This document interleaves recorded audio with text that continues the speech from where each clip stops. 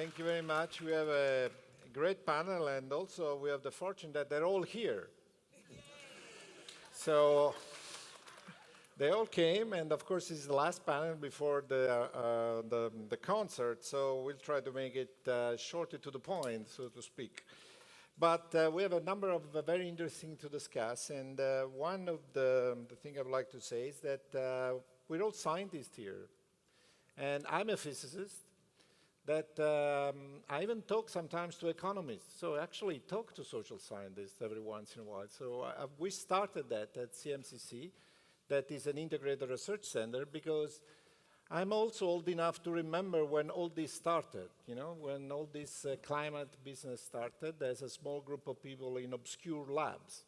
And there was very lively discussion inside the community before we opened up the Pandora's box that we have today.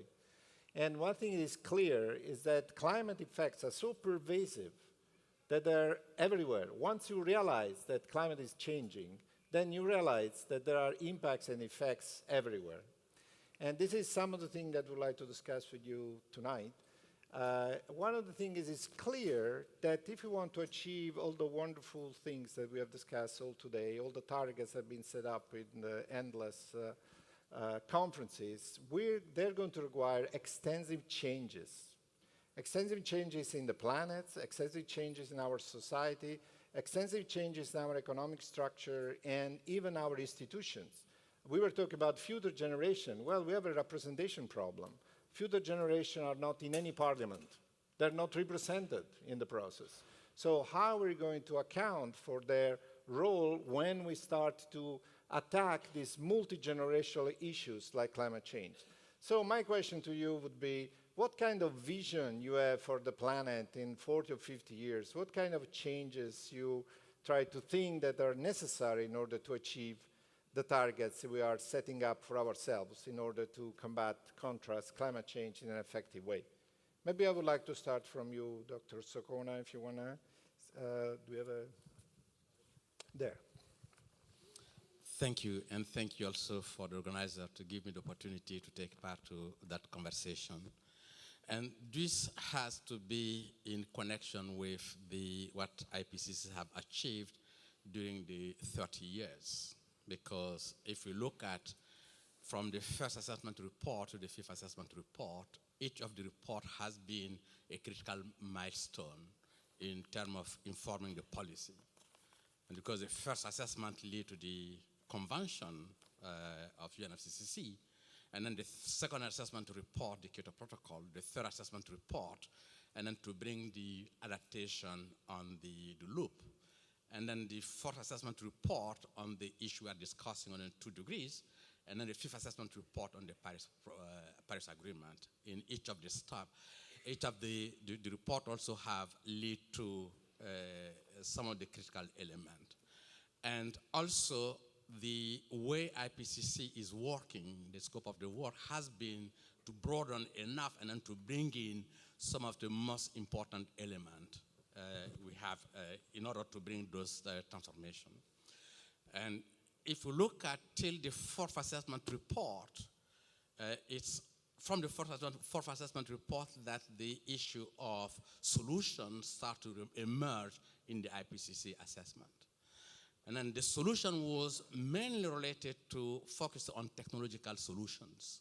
In the fifth assessment report, we bring in the behavioral science, and then to go beyond the technological solution, and then to bring those different elements.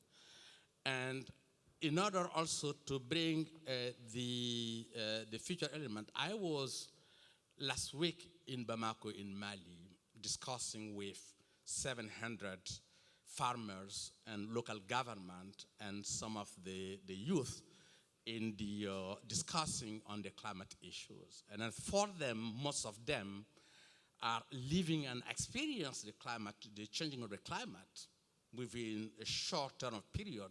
They do not need to have the science to be convinced. And then for them, this is reality. And then for them, the real and the critical element is how to deal with it, and then what are the solutions, and then they need.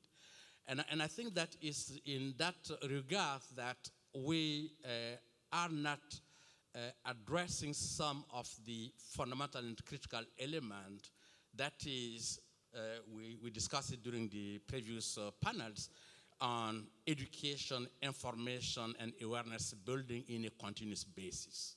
And then we do have an instrument, and then in order to deal with that, and this Article 6 of the Convention, and then to start from the primary, secondary schools, and then to bring the education on climate change issues, and it's just not happening.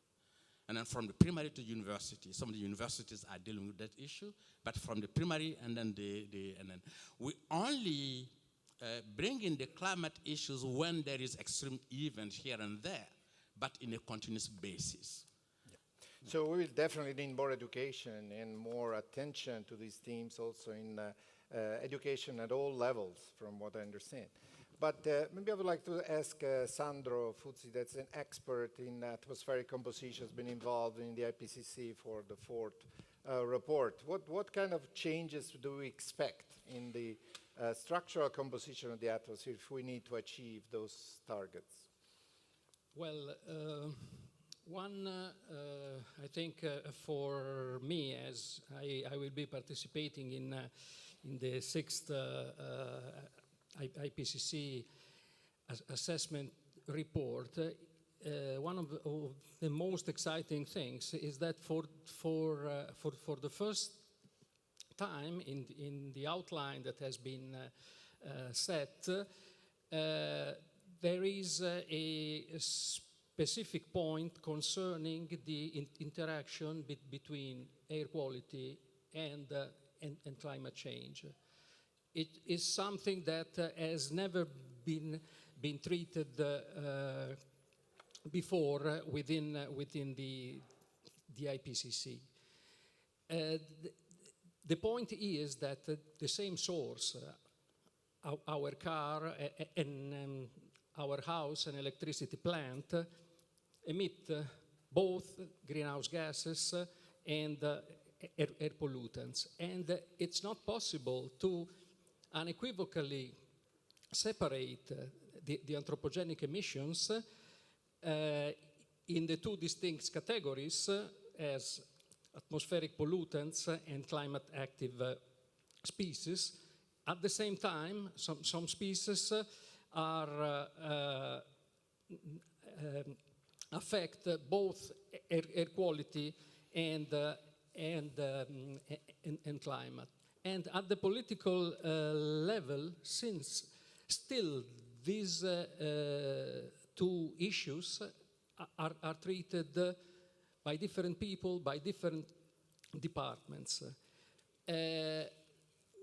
We have the possibility of integrating these two issues, because we have to consider that there are measures which are good for climate but are bad for air quality, other which is just the other way around. These are the win-lose solutions. While there are options in emission reduction, the so-called win-win solution that can be beneficial for both issues. And so there is a need of an integrated approach, and I look forward for the outcome of the next IPCC report, which, as I said, for the first time will deal explicitly with this very important issue. So the importance of win-win solution. Nadia Pinardi, you're an oceanographer. What shall we expect about changes in the ocean? What will happen? What do we have to change about our relation with the ocean? Do we run the risk of fishing all the fish? And then what kind of world we can expect after that? Well, I cannot really speak about fisheries, since this is a specific field and a very serious, important field in oceanography. What actually I was thinking is that I have something to ask IPCC to do. And and it is to maintain the high level of IPCC science, which is important, I believe, and that is we need IPCC to sustain a better infrastructure for data sharing and knowledge sharing, because actually somehow this is not working yet. As an oceanographers, we have started now a global program of observing the ocean at the best technological level that we ever had. So we now can measure many interdisciplinary variables that define the ecosystem, but still we have enormous bridges to build in order to make this data even available to universities and to education. So most of the data are still closed in research institutions, and if they are published, they're not made available. So we have to have an action that makes this data open to a larger community, without talking about the possibility that that larger community would be the industrial community, and then have also the industrial community give their data to the scientific community. So this action on IPCC side will be extremely beneficial, helping WMO, IOC, UNESCO, and the other organizations and the hydrological sector to get together and really give maximum benefit to all the monitoring that we do. So the question of fishery is connected to the fact that the data on which we base our assessments are extremely scarce, and they're not of enough quality, for example, to really get solutions out. So we can detect a problem, but we don't really know how to do that, because this kind of data are sensitive data, and they can get, they are not yet open to the community, to the science community. So my point here is that we have several bridges to build among communities in order to really advance into the solution part. And advancing means have an infrastructure for data sharing that is totally open to research, which is now is not, and use best practices for all the kind of data that arrives, from economic data to environmental data.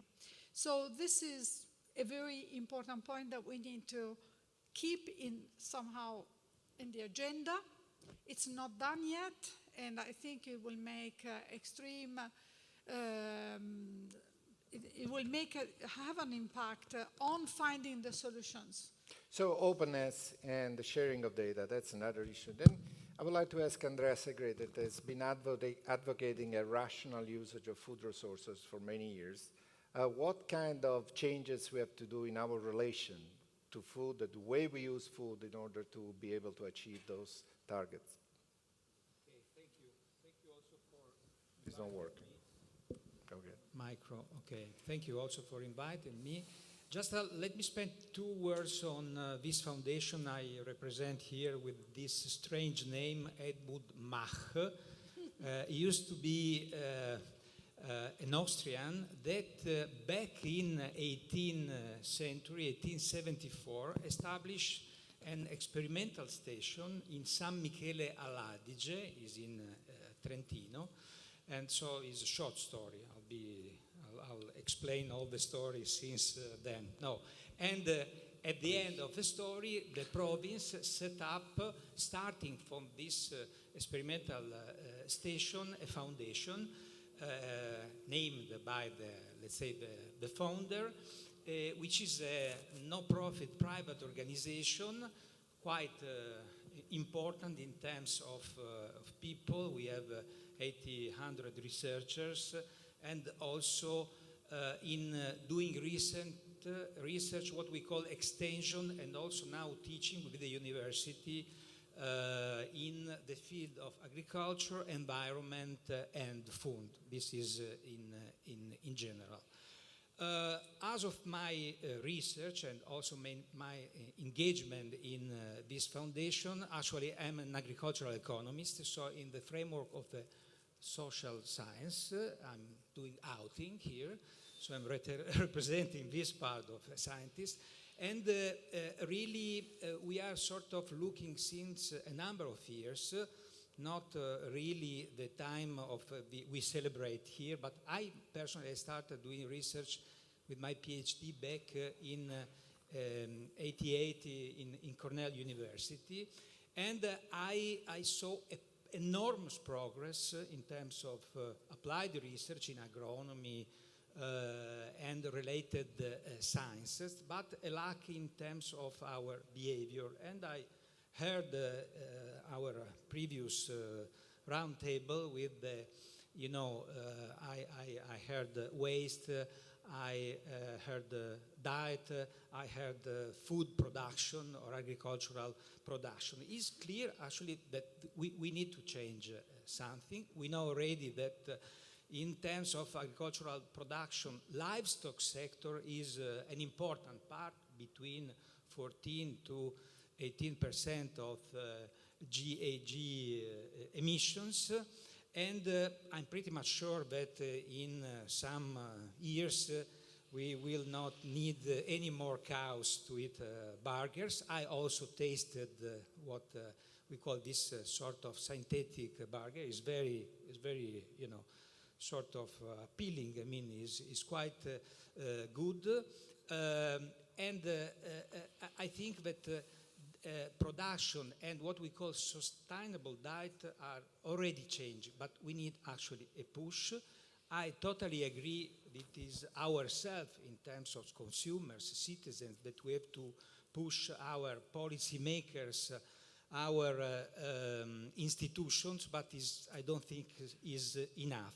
Because if you look in, having a sort of world framework, you see that an important part of our world consumers is going through what we call low-cost calories. There is this poverty. We have production enough, that matter. The problem is to have access to food and also money to purchase food. We call junk food. And this is spread all over the world. For my generation, I see a number of students here. Hello, students, perhaps a part of my students. In my generation, we had in mind the problem of, malnutrition, and we were looking at, especially in developing countries and Africa. Now we have malnutrition also in formerly developed countries on one side, and the double with respect to undernourished people that are overnourished. So it's exactly the opposite, with the same affection in terms of healthy problem, working problem, and the like. So really, since we know that there is a correlation between production and diet, consumption, and climate change, we should push much more in this direction. What we need, education, and as far as, perhaps I will tackle this theme later if you will ask me, so it's a suggestion of related to waste, which is my food waste, which is my field, my real field of research. There is actually a lack in terms of education, food education, environmental education at school. I have in mind Italy, of course, because this is my country. And there is really no the idea that food has a value for your health, for environment, that we have natural resources that we need for produce food, soil, water, energy, that these resources are limited and the like. So really something should happen, and perhaps the demonstration that people should be more aware from starting from education is in the list of issues in the coming election. I think now we have we should be in a blackout. I mean, it's not politically correct to talk about election, but it's really an evidence that the issue is not dealt. So maybe we should globalize the Mediterranean diet. I don't know if this is the solution. Absolutely. If it is a solution. But just a few words. The Mediterranean diet is diet in the Greek term sense, stile di vita, lifestyle. So really, this is a global one. And actually, the famous pyramids could be declined in local terms. So really is a good point. Well, then I would like to ask Carlo Carraro, he's an economist, has been involved in the economy of climate change for many, many years. Then what kind of changes we have to make in our economic system that is basically the synthesis of all these sectors who have been discussed and in the end is the key for reaching those kind of targets? Thank you, Antonio. In reality, you are keeping asking the same question. What planetary change do we expect in order to hit the 1.5 degree target? And you didn't get many answers. So let me try to give at least part of the answer. Certainly, lifestyle changes and food changes are part of the solution, but just a component of the solution. There's much more to say. Before doing this, however, let me stress one thing.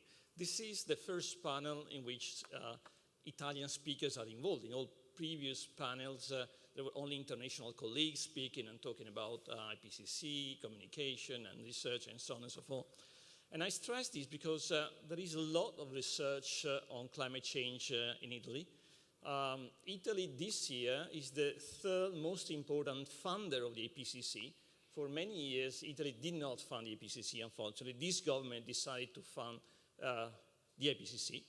And Norway, European Union, third is Italy as the most important funder, better than many other, probably more environmentally concerned nations. So even though in the pre-election debate, there's not been that much, not enough, probably it is the worst debate I ever heard in my own life before the elections. Still, there are some actions that go into the right direction, and this one of supporting the IPCC is certainly an important one. And the fact there are many Italian scientists, all of us, involved in the IPCC process and writing the IPCC report is another important component that people here should know. But let me then go back to your question. What changes?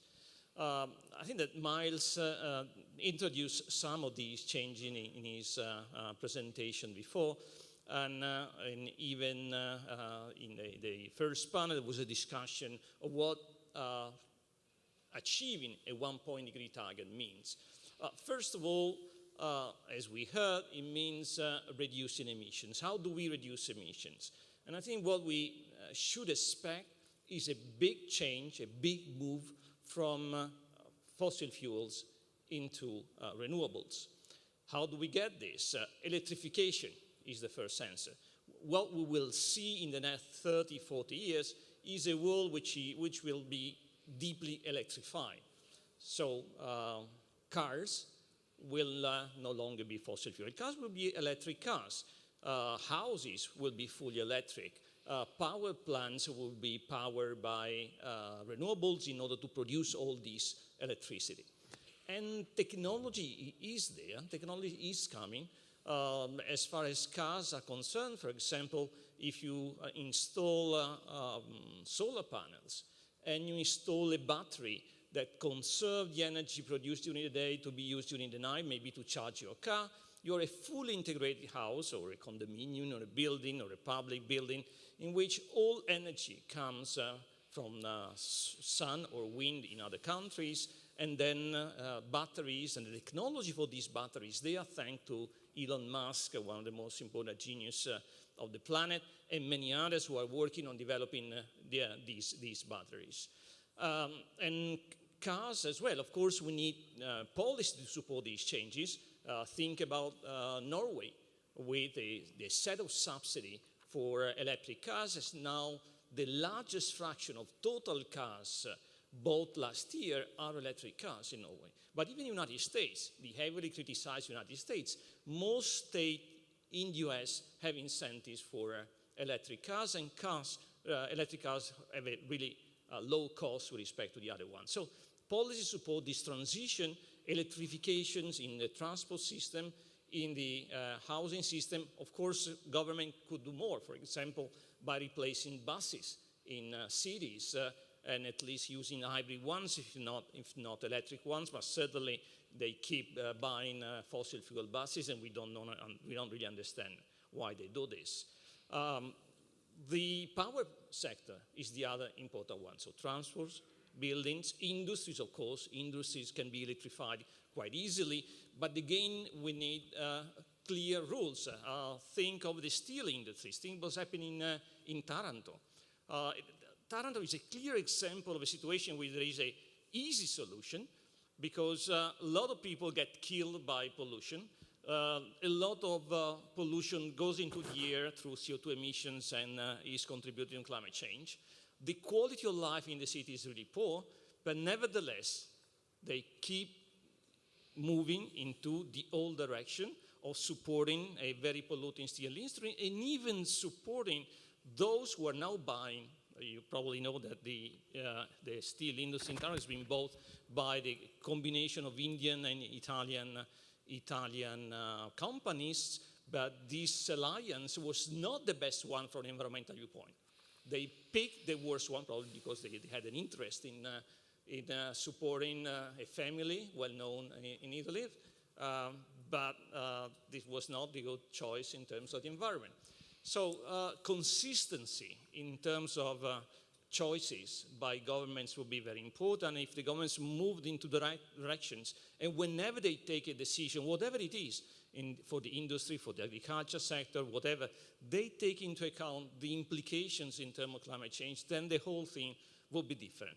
Nevertheless, I'm positive. So these changes are happening. So we are expecting a world in which in 40 years' time, electrification will concern houses, industries, buildings, and power plants. Power plants, of course, are contributing for about 1/3 of global emissions worldwide. So we really need to get rid of coal. Again, at Bonn, at COP23, there is a commitment of some countries to get rid of coal by 2025. We need to do much quicker than that. In some countries in Europe, for example, and this is something that Italy should claim against the interests of Germany or other countries, we can get rid of coal. We don't need coal anymore.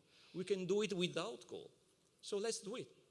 So why should we keep protecting this industry? Because we fear we're going to lose jobs? Probably this is the reason. The fear is always that we don't, if we keep protecting the environment, we're going to lose jobs. Jobs is always the alternative. But this is a big mistake for a second consideration. The other big change that we will see, that we will expect in 2050 is digitalization. And so electrification and digitalization will be the two big changes. And digitalization is getting rid of those old jobs.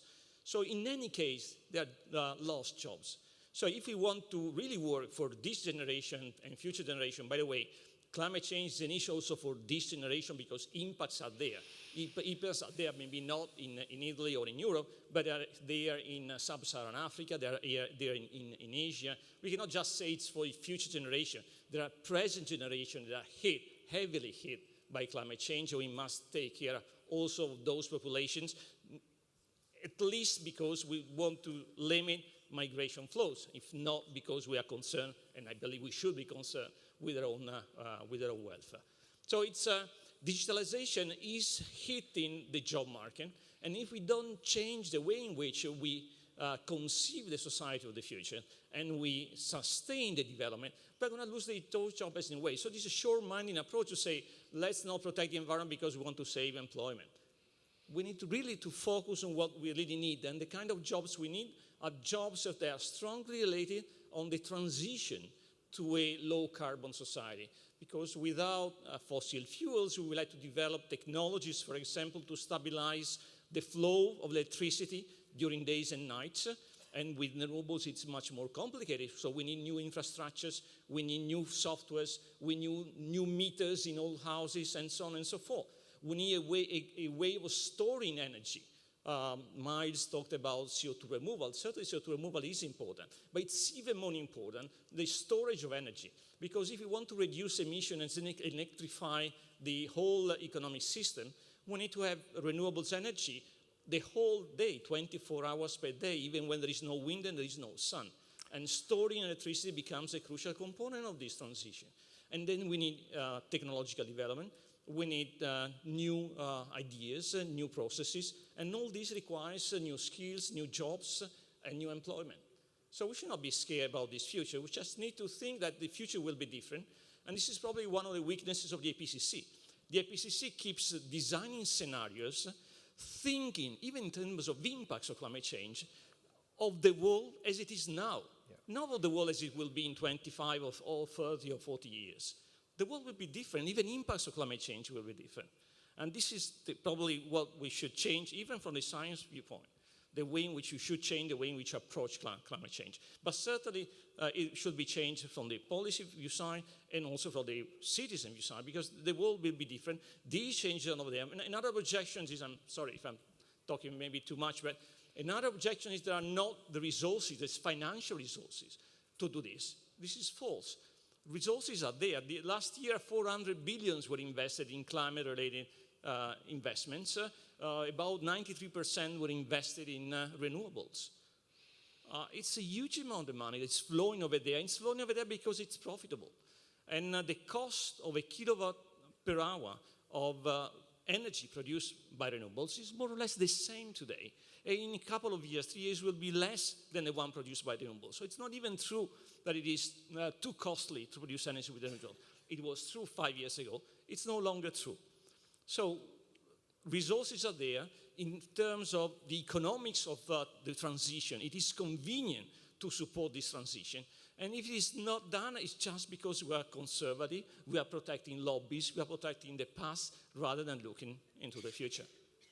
So we really have a transformational changes ahead of us, because as you remember, all of us, there are other changes on top of climate change. I mean, there is the diffusion of artificial intelligence all over the place. We will be surrounded by increasingly smarter devices and network. So all this will change deeply the world. But the question is, what are really the gaps? What are the kind of science breakthrough where we're still missing in order to achieve that kind of precise targets regarding the achievement of the temperature targets for climate change? So what do you think, Dr. Sokona, are the really science breakthrough that we're still missing that we'll have to achieve over the next few years?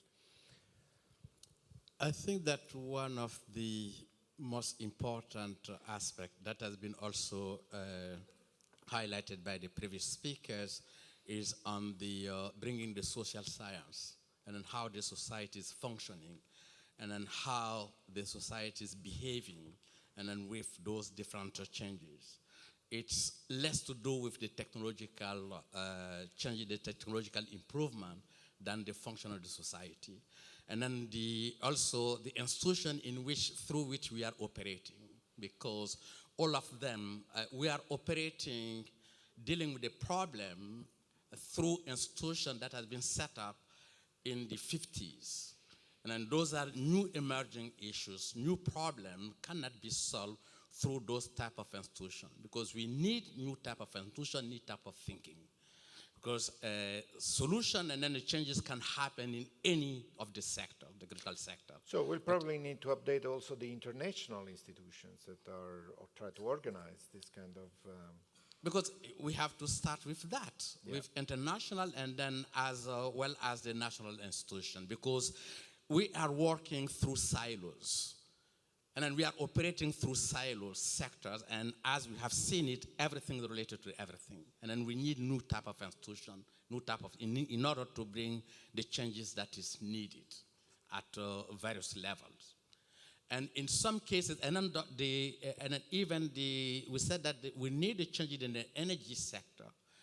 Because in the energy sector, this is important because we need to change completely the approach of the energy that is dominated by supply.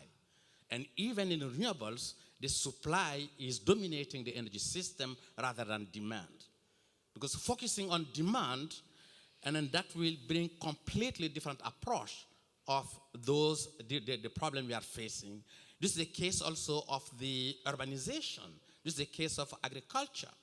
Because we know also that a developing country, particularly the poor country, the new stock of things they need are from infrastructure. And then the energy system, the agricultural system need to be built. Unfortunately, because we are operating through the type of institutions, we think the old fashions rather than the new approach. And in terms of bringing those changing, I think that we need to bring some of those elements on much more on the social, on behavioral change, and different other aspects. In the long run, and then we need to change our ways of consuming, our way of producing, and then that will only happen if we are more aware about it, and then if we change our behavior. And that will take time, and then that need also enduring effort, and in parallel with the technological solution, and then it's possible, and then to deal with the issue. Yeah, so basically it is true. I mean, the pressure from problems like climate change are pushing the disciplinary barriers. And one of the problems is that the organization of the research and the academy is really organized along lines that were set up with disciplines in the 19th century.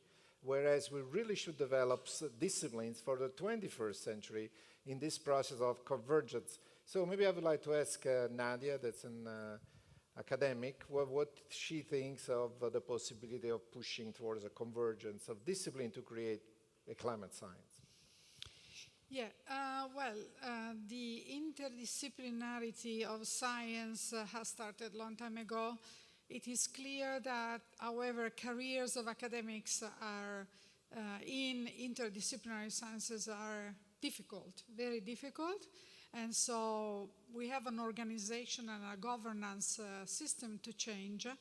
But I'd like to also point out that what IPCC has done, which is really important, has also shown how relatively inaccurate still we are in doing some of our projections and in finding impacts. So I think that we need still breakthrough in science and interdisciplinary, Earth system models that will include the ecosystem, will include the physical components, the chemical components, the geological ones. We need still to improve that because, yes, we need to find solutions, but we need to increase and update our capacity.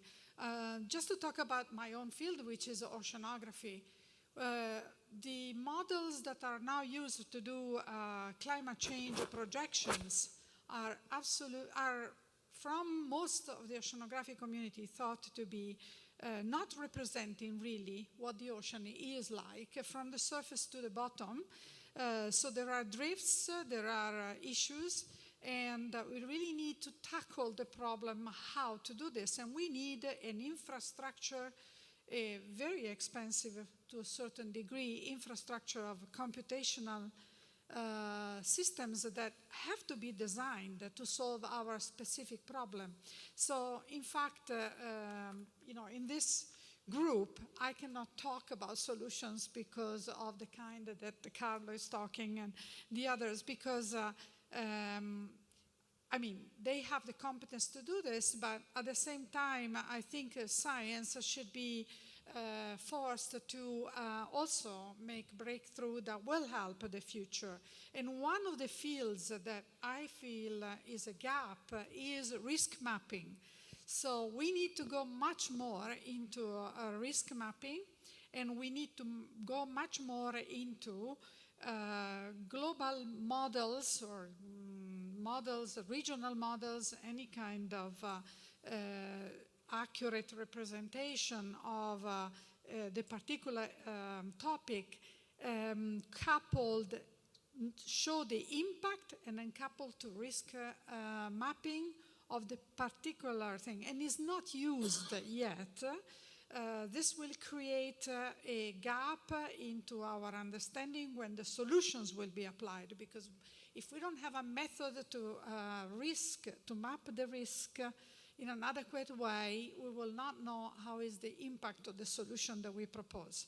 And so I believe that to what planetary changes, no, this is the previous one, what are the contributions that the scientific areas have to give to reach the target is to continue the development. I absolutely do not agree with the people saying that we have finished with climate change understanding. I personally believe, for what concerns the ocean, for example, we're just at the beginning. And I believe that we need to reinforce the fact that we still have many, many scientific challenges, and especially in the numerical modeling community. We need to increase our skills and map the risk in a better way. Thank you. So you said the magic word, risk, that we haven't really discussed yet. So Sandro, what are your views on this point? Well, concerning interdisciplinarity, I think this is a key, as everybody has said during this meeting. I've been personally struggling with interdisciplinarities since the early 80s. At that time, it was impossible to have chemists talking with physicists. We very slowly overcame that problem. Then the next issue was to talk with the biologist, which was another world. Now I think that at least at the international level, these problems are pretty much solved. Probably not so much in Italy, but at the international level, that's the... So I think that the real breakthrough in climate science, in my opinion, was what has happened in the last 5-6 years, which is the involvement of the social science community, which has brought very, very important and very new efforts in trying to convey to the general public and to the policymakers the results obtained from the natural scientists.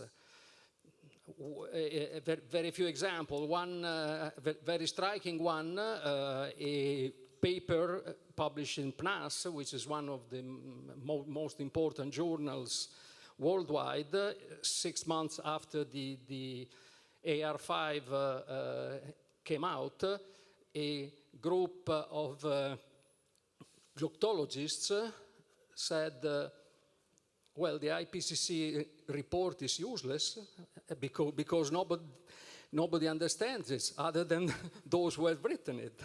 So just to give an impression of the kind of issues that we are dealing with.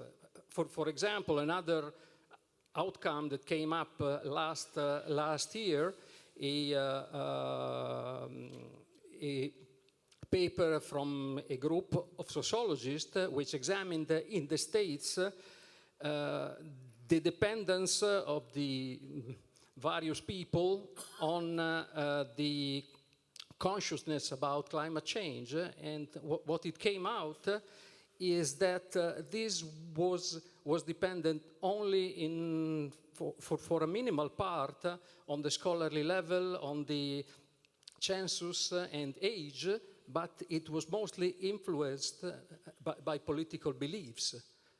So this is something that we can make any sort of advancement in science, but if we don't take into account these kind of problems, there is no way in which things can be applied. Because social acceptability, I think, is a key for any environmental policy. And if we don't educate people, if we don't give them the information in the way that they can perceive, there is no way that things can be improved. So once again, education. So Andrea, what do you think are really the role of, what are the major breakthroughs that we have to achieve from your point of view? Yes, thank you. I agree with the colleagues, and I could add that I think scientists are more or less ready to this contamination process. The problem is on the other side, and we should not consider as another side, public opinion. I mean, what we call consumers or the society. Two short examples, just to tell you how much the result of science could be affected by a sort of manipulation. GMO in the field of agriculture.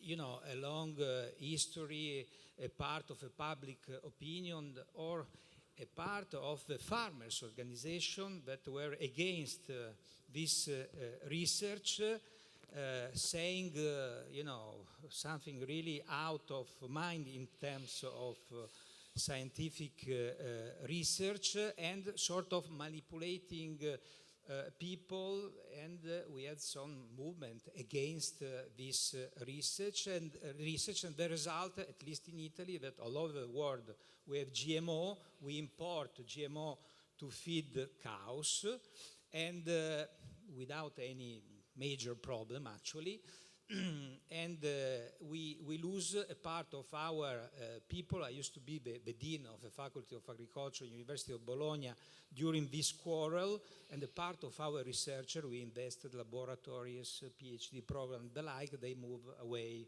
just to tell you. Now we have a new path of fantastic research, genome editing, which is not a GMO, I will simplify, although at the European level we have now already this important recognition. Now, my worry is that there should be a new wave of manipulation. It's something really different with respect to the former techniques. I will not go into details.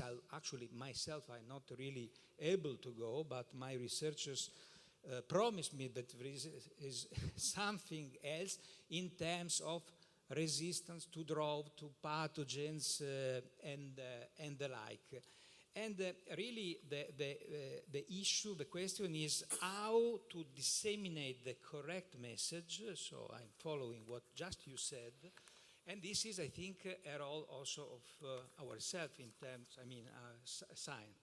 Another very, very short example, I just mentioned earlier the issue of food waste. According to the FAO, we have a number of estimates. 1/3 of what we produce in terms of food all over the world is lost or wasted somewhere in the more or less long or short food chain. 1/3, could be more, could be less. Altogether, in terms of emissions, if waste would be a country, would be in the third position, bronze medal, after China and US. The FAO estimate, looking at the half of this century, we should be some 10 billion apparently, and if food is right, everybody should, in principle, eat and drink, and always FAO estimate that we need to increase actually our production by 60% per different estimates. So think we should increase production by 60%, but if we don't change in this system of food waste, we would lose one third of this 60%. And this is a matter in terms of food waste, is a matter of behavior. I look at the Italian panel, we did a number of studies, really is a matter of how we behave in terms of very stupid things, how we purchase in the supermarket, how we use the refrigerator, how we could cook, how we have a perception and we value food. So again, we go back to education, food education, environment education. This is really something that we need to push, because it doesn't make any sense to have scientists ready in terms of research and application, and adding this possibility to increase production using less input. On one side, we need it. On the other side, we with our behavior, we waste everything. Absolutely. Then, Carlo, then my question is, in which way the economic science then has to develop in order to be up to these challenges? As you know, and I tried to say before, most of the changes come from technology. And certainly what we will see even more in the coming years are huge, important technological changes on electrification, as I mentioned before, on digitalization, but even on other dimensions. Climate change is producing today, not tomorrow, shortage of water in agriculture in many countries, in particular in Africa and in Asia, starting in Latin America. Shortage of water can be solved if you can desalinize salty water from the oceans at a very low cost. This is something which is happening. We are developing membranes that will be able soon to desalinize salty water at a low price. We are developing seeds that can be cultivated with salty water. Another major innovation coming from science. CO2 removal can be done by planting trees, but there are now better technologies, and investors are betting this technology, including Bill Gates recently, in order to find a way to remove CO2 from the atmosphere at a low cost. And I think that what economists can do is really work on this last word, cost.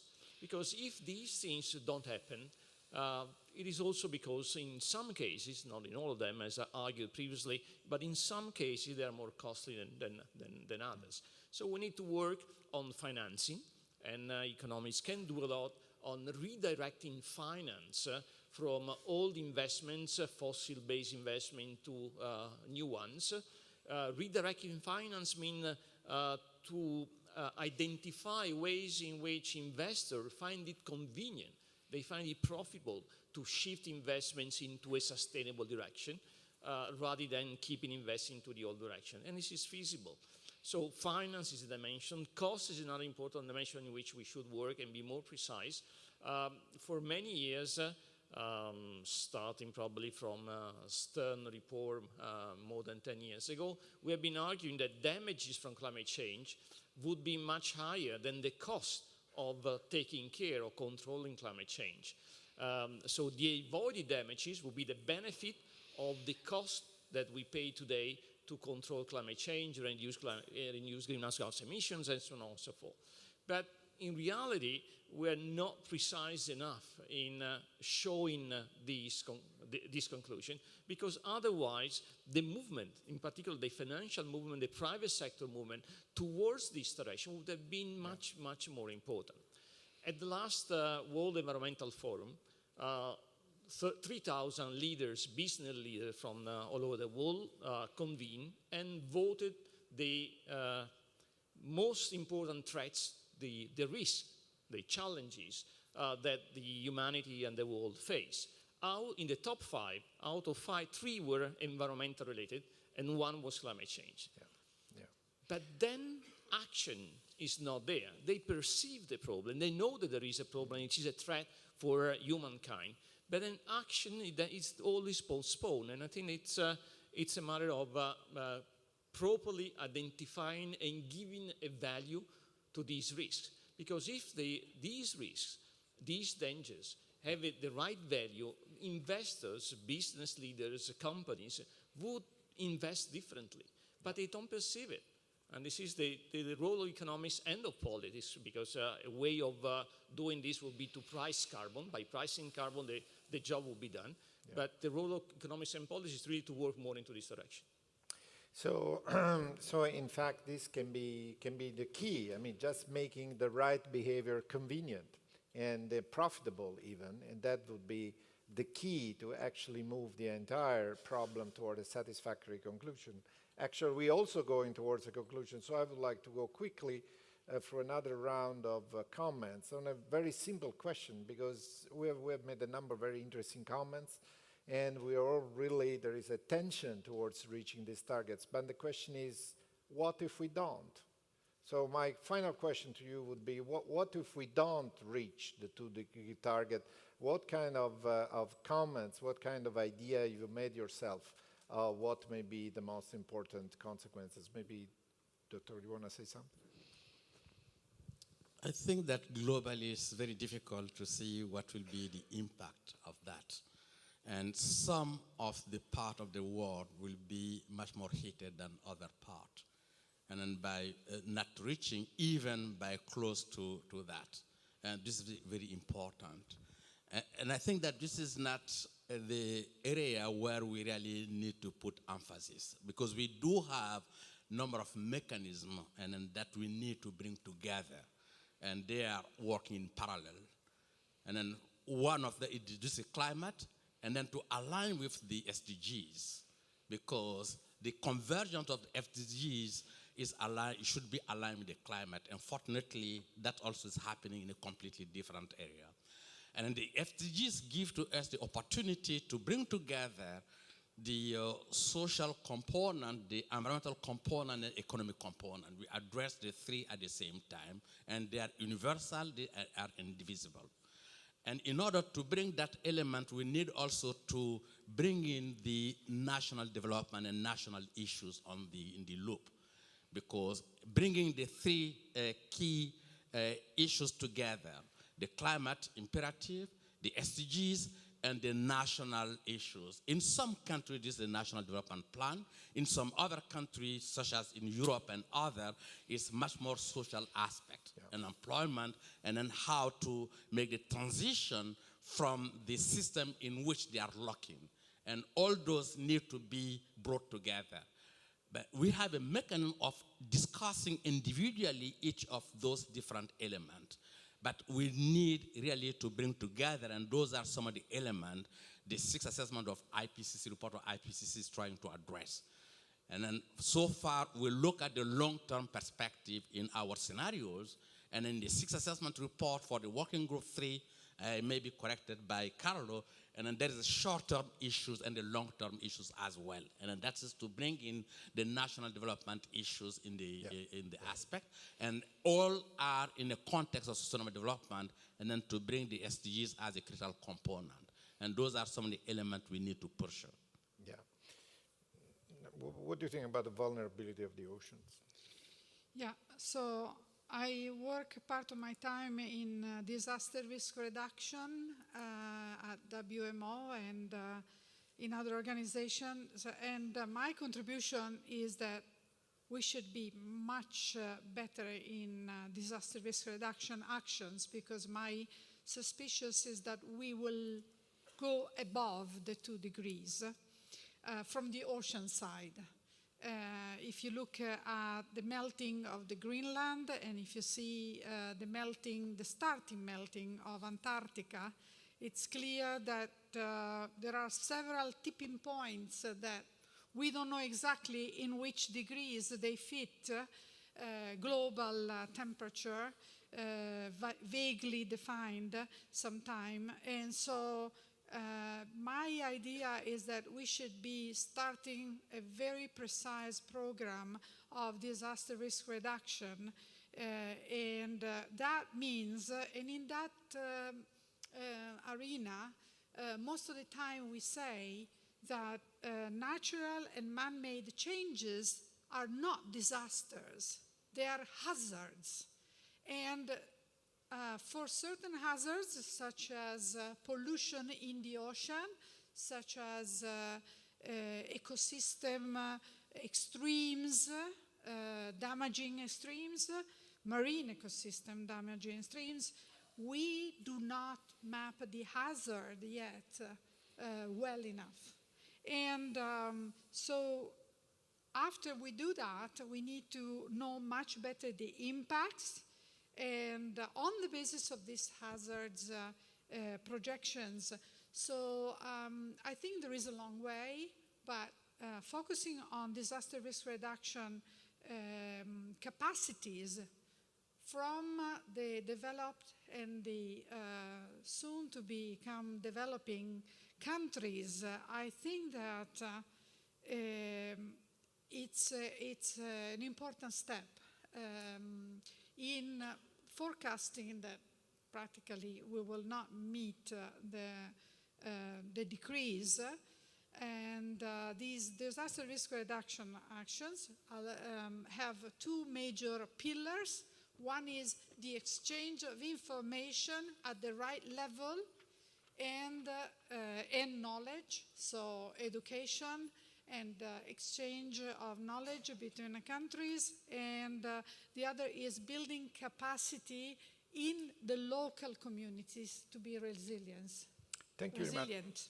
Sandro, what's your vision? Well, certainly it's a question that is difficult to be answered. We only ask difficult questions. We have to start realizing that under the Paris Agreement, the nationally determined contributions at the moment would bring us to at least 3 degrees by the end of the century. So still what is planned today is not enough. At the same time, I for sure share the optimism that Miles spoke about earlier. We have one evidence for this, which is the flattening of the emissions of greenhouse gases in the last few years, which is decoupled from the economic growth. And this is the first time that this happens. We have had other periods of flattening of the emissions, but these were always periods of crisis. This is the first time that this flattening is accompanied by a global economic growth. So I still maintain, from what I can understand from my own observatory, that it's possible to meet the Paris goals. Certainly, what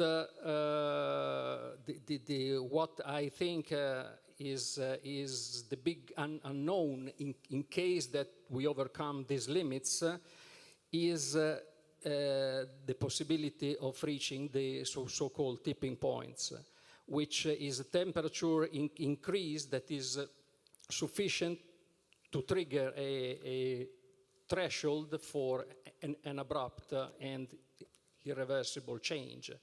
And I am afraid that we still don't have an answer, because overcoming these tipping points would make Earth a different system as it is today. So science has no answer. So the only thing that I can hope is that we can stay within the levels agreed in Paris, and so reducing the risk of reaching these abrupt changes. Andrea, what do you think from your point of view? It's actually a very difficult question, but one thing I think is very much clear, and we should not underestimate the relation between climate change and migration, which is an issue we face now, and we know what's going on also in terms of sort of squeezy environmental issue in our political election. Sorry if I'll go back in this, but this is the reality. And but nobody really is understanding that, because we are always thinking catastrophes, wars, but a part of the population, an important part, is moving now and will move in the next decades in relation to climate change. I have some estimates. I don't know whether all these estimates lead the time that we know, but between some 150 and 300 million people will be climate refugees by the mid of this century, what we call in Italian eco-profughi. I think it is a correct term, at least in Italian, to frame this phenomena. And the issue is that as in terms of distribution, the equal distribution of resources, economic resources in the world will be more or less the same in terms of a sort of inequality in climate change consequences, because will be different in different parts of the world. Just a small and apparently stupid example. In Trentino, where now I'm leading this foundation, over the past decades, they sort of, the viticulture, which is an important wine sector, they moved on in quota, let's say, 800, 900 meters, having a really good final product. Absolutely. But this change, yes. But this change all the area in terms of production, processing, labor, and the like. So not always really you can turn in business apparently a real negative consequence. And when you have this movement of people, then you have to face it in another way. No, that's an absolutely positive development of climate change. If we can get better wines, I think definitely. But I would like to ask Carlo, because of course migration is a sort of re-equilibration response to shocks like climate change, and I know work has been done on this, so maybe you can tell something. Yeah, it's probably not the best way to conclude with the gloomy side of the problem. It's a celebration of the 30 years IPCC, and IPCC has been achieving a lot of positive things. But certainly, among the positive things is warning that something is happening. And by the way, the IPCC has not been pessimistic or catastrophistic, because think of predictions about Arctic melting. The Arctic is melting at a speed which is faster than the one predicted by the IPCC. Last September, the whole Arctic, was a piece of ice that was 1/4 the same piece of ice 20 years ago. 75 of the ice was lost. So something is happening, and we should care about what is happening, even though we are scared about these changes, about extreme events that are becoming more and more frequent, about droughts that are hitting agriculture, even in this country, as well as many other countries that are hitting agriculture production. And by hitting agriculture, by damaging agriculture production, they are inducing people to move from the countryside to the cities. And when they're in the city, they don't find a job, so they move into other countries or in other cities. And when they don't find a job in the region, they move to other regions, and so on and so forth. The ones coming to Europe are just a tiny percentage of those who are moving, who are already moving now. Of course, they don't come here yet. They try to find solution where they are, in the region where they used to live. But if they don't get a living condition, a satisfactory living condition where they are, of course they will try to move elsewhere. The estimate on migrations don't come, and the risk of migration is not assessed only by international organizations or research centers. It is assessed by CIA. And CIA has produced a quite scary document, the Secret Service Agency, by the way, those of the movies, in a scary report on migrations worldwide. Yeah. And there is the issue of food production that I just mentioned, the issue of extreme events, and these issues will become even more important because the population will increase, and we know that it will increase and will be about 10 billions, and it will be much more difficult to deal with 10 billion people on Earth if climate change is there and temperatures increase 2 degrees, with all the implications of these 2 degrees in terms of water availability, in terms of resources, because there is a big issue also on resource availability. So I would like not to conclude in a negative way, but still, if the 3,000 business leaders gathered at the World Economic Forum in Davos this year thought that one of the top 5 risks, by the way, the second top 5 risks for humanity is climate change, I think that they have something clear in mind coming from the evidence which is appearing and showing up today and not in the future. The issue is really an issue for this generation, and action, decision, changing should be implemented. It should be implemented now and on the future. Taking into account the high risk, the high probability that moving beyond 2 degrees will produce important social and economic damages, with costs that are much, much higher than the cost of controlling greenhouse gas emissions today. Of course, before it becomes too late, as was said before, yeah. But certainly. So if we want to simplify extremely, we might say that climate change is an amplifier of existing stress and risks.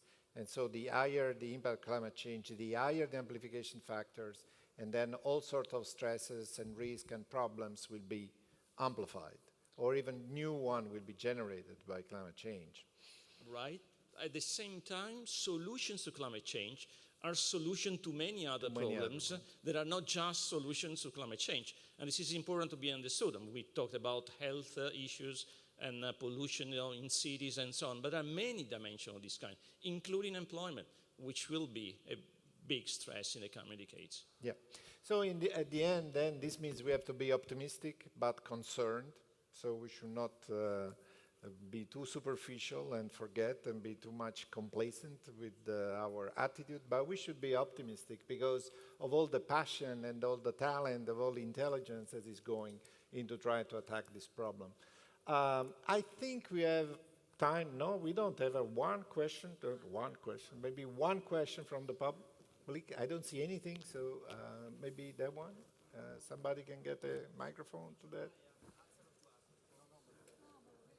No, l'ho visto, ma somebody has to take a microphone to that person.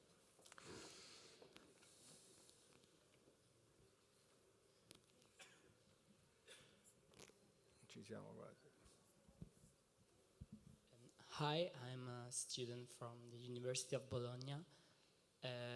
The question I wanted to pose you is about education and the involvement of students, because I'd say the main issue we talked today was about how to involve students and university students in particular, and I'd say that to involve the technique part of students such as engineering or biotechnology is quite easy because all environmental issues are like the trend, one of the trends.